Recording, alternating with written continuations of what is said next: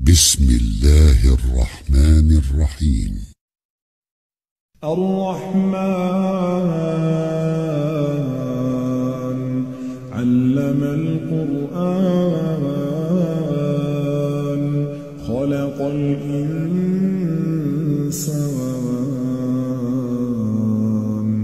علمه البيان الشمس والقمر بحسبان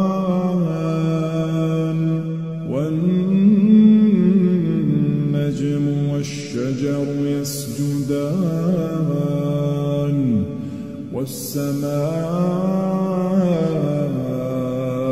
رفعها ووضع الميزان ألا تطغوا في الميزان وأقيموا الوزن بالقسط ولا تخسروا الميزان والأرض وضعها للأنام فيها فاكهة والنخل ذات الأكمام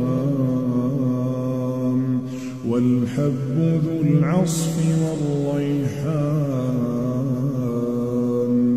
فبأي آلاء